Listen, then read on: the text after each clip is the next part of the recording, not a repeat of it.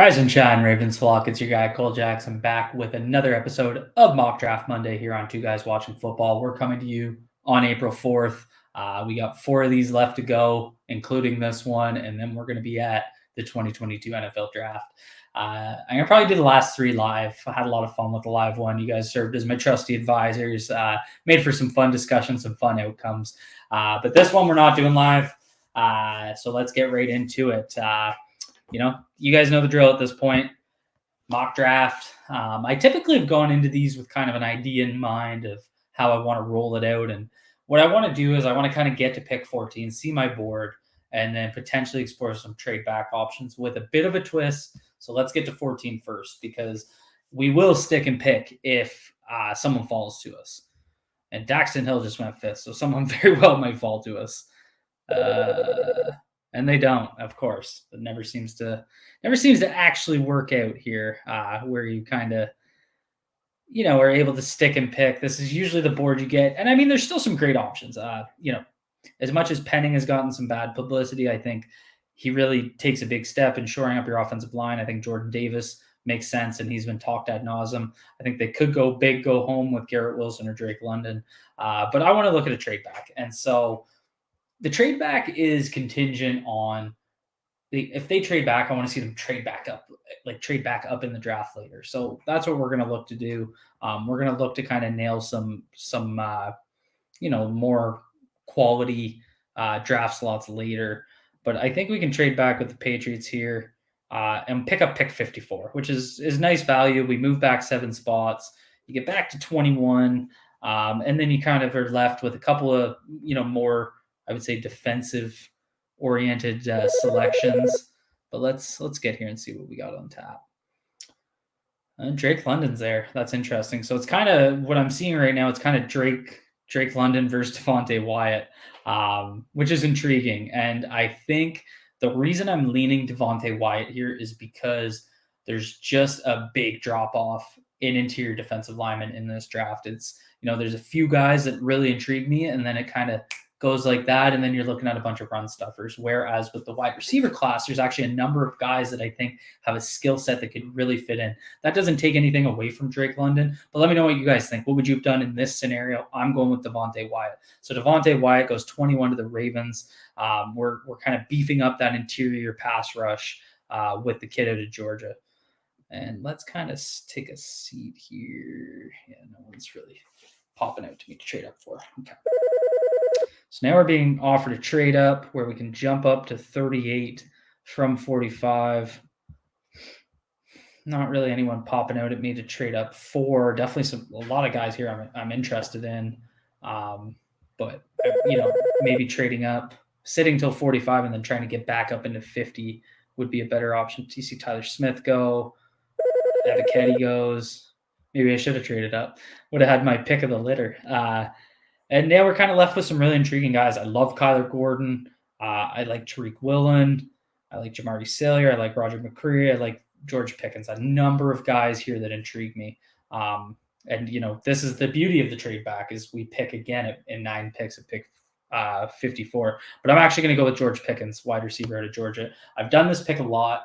I won't explain it too long. I just think he's a skill set that the Ravens are missing at wide receiver. I get it. You guys want to see more. Duvernay. You want to see more opportunities for. Oh my God, I'm completely blanking on his name. Kid out of. Oh my God, this is embarrassing. It's a long day. I'm recording this Sunday night at 9:30. Jesus. Prochet, my goodness. And he got Tylan Wallace. That was embarrassing. Sorry, guys. But, again, I think this is that outside, typical X receiver, big body, physical, can move him around the formation. I get that some people might not be into this. You want to see some other guys out there. I get it, but I love the value too much. So I'm going with George Pickens, 45 there. And then the corners fly off the board. Still a couple of See, this is where you kind of think about a trade up, right? If I trade up 6 spots, I can lock in a guy that I have my eye on. There are a number of guys that I'm going to sit at 54 and look for a trade up later, though. Christian Watson goes, Roger McCreary, Perrion Winfrey. Perrion Winfrey fell pretty far in this draft. Jamari Salyer goes one pick before.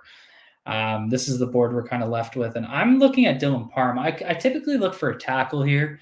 But here's what intrigues me about Parham is I think he can step in, and I think he can actually start year one for you at center in this scheme. And what that does is it pushes Macario to offensive tackle or also that 6-man role. Obviously Ronnie Stanley's injury is a big contingency, but this would move another contingency plan out to left tackle. So we're going to go with Dylan Parham out of Memphis. Love the fit. He beefed up from 285 to 3. I think he weighed in at 313 at the combine. Physical player. I think he'd step in here and run that gap scheme really well for the Baltimore Ravens.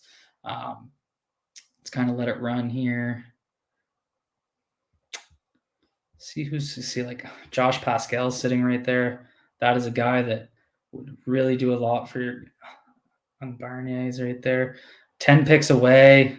Drake Jackson. Oh, that's a tough one. Okay. I think we got to look to do a trade up here. So the Lions are picking NFC Lions. This is where I think people that talk about trading up later in the draft, kind of look, it's this exact thought. It's trade up, get your guy. And I think that's really what the Ravens should consider doing. They have all these 4th-round picks. I think we can throw a 128 in there. See if they'll take it. You throw in a 4th-round pick, you hop up 10 spots. They declined it. Maybe they'll take 119. They took it. So a lot of draft capital. I'll have to check the JJ chart, but it's kind of Pascal versus Barnier here. And I'm thinking Pascal. And so the reason I'm thinking Pascal is because he's got that nice, interesting skill set where he can move inside, play a little 4-tech, 3-tech, and also play the edge. So you can get a little bit more creative. So you can get, packages. We just picked Wyatt and Josh Pascal. We could get a, formation going, a 4-man line where you have Wyatt and Pascal, pinned on the guards at the 2-tech, and then outside them, you have Bowser and you have Owe, and you can get really creative. So it's kind of that skill set that I thought they were getting with Za'Darius Smith before he backed out of the deal. The kid out of South Carolina, Enigbare, is a super intriguing skill set, has a really high pass rush win rate, is more of the typical stand-up edge rusher. Do like his game a lot, but I just like the physicality of Josh Pascal. My guy James Ogden gave him a red star. That stands out to me. So I'm gonna trust James on this one. Let's do a quick recap. We're at pick 76. This was the original pick we just drafted, just jumped up from. So we got a 3-tech and Devontae Wyatt, interior pass rusher. We got a wide receiver in George Pickens. We got a center and Dylan Parham and another edge rusher. And so we got a nice balance. We got, 2 defensive linemen. We got a center and a wide receiver. So, 2 on offense, 2 on defense. Still got some picks left. I think we still have 100. Is that right?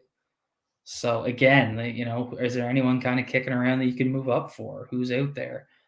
No one's really popping off at me right now, but let's kind of let it run here. See, and we're being offered a trade up for 100 and 141 to jump up to 77. The big question is, who are we trading up here for? Just nobody popping off the screen at me. So, it doesn't really make sense. You can't just trade up just to trade up. Definitely some interesting guys, but not sure I need to jump up that far to kind of look at them.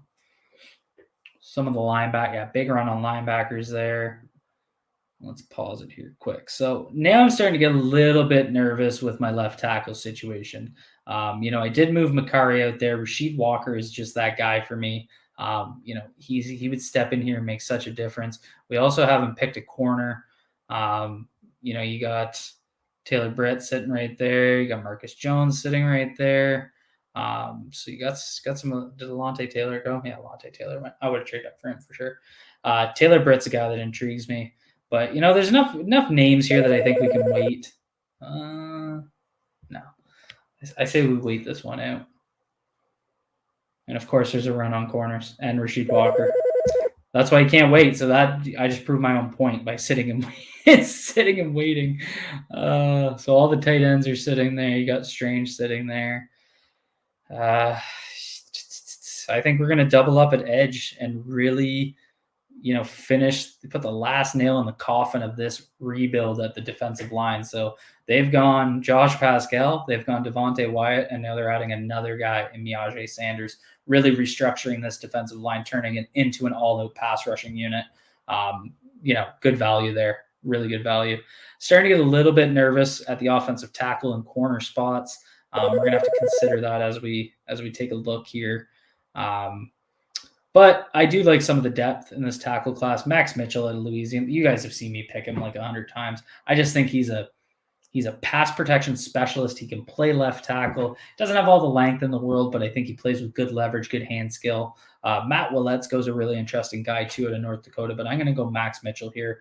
I don't want to let this run, try and wait, and then see what just happened and Rasheed Walker goes, flying. So we're going to take Matt Mitchell. We've now solidified our offensive line. We have our insurance plan at left tackle. We got a new center. If Stanley can't go, we're going to have Max Mitchell competing against Patrick McCurry. I think that gives you a lot more hope than it did last year when you're kind of kicking Tyree Phillips out and doing some moving around there. So I like the way this worked out.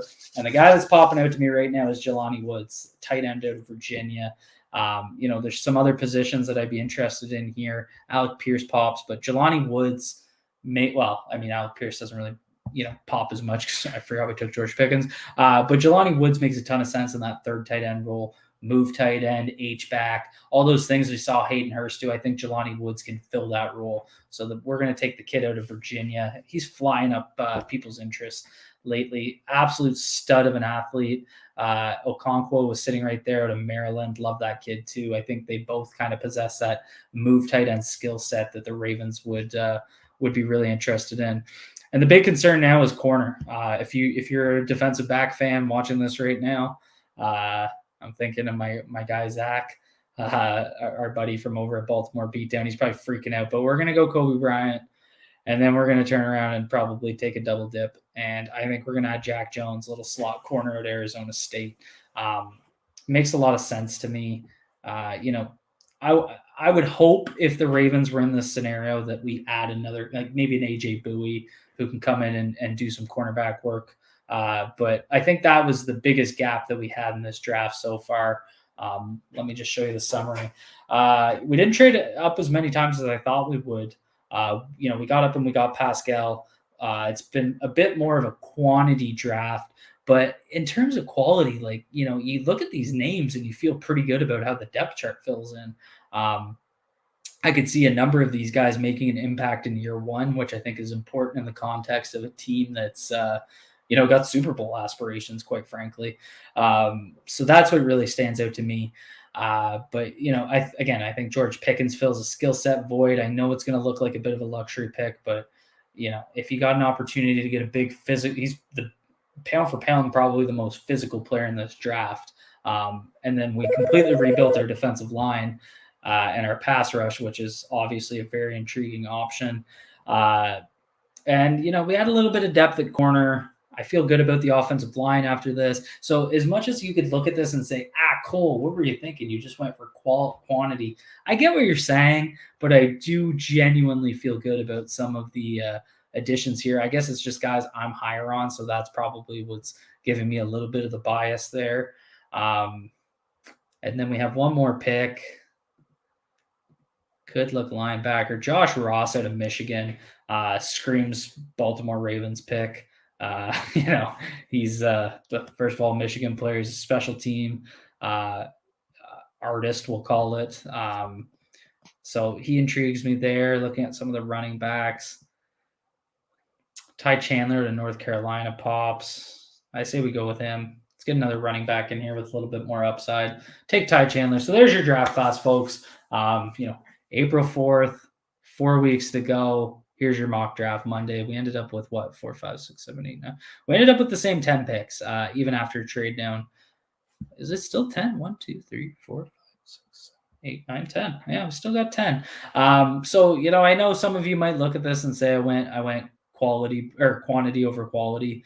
And I get what you're saying, but I do feel good. I think the depth chart fills in real well. I think I rebuilt the defensive line real nicely. I think I insured the offensive line, got a starting center, got a backup left tackle.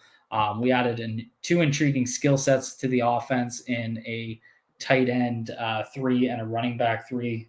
Ty Chandler fit in real well with J.K. and Gus. Jelani Woods fits in really well with that tight end group. Big concern with this one is corner. Like I said, I would hope if this was the outcome that we make an investment in an AJ Bowie. Maybe they go crazy, surprise us all, and add Tyrann Mathieu. I'd be shocked, but he could play in the slot, so it would make sense. That's all I have for you guys today. Have a great Monday. Be good to yourselves. Be good to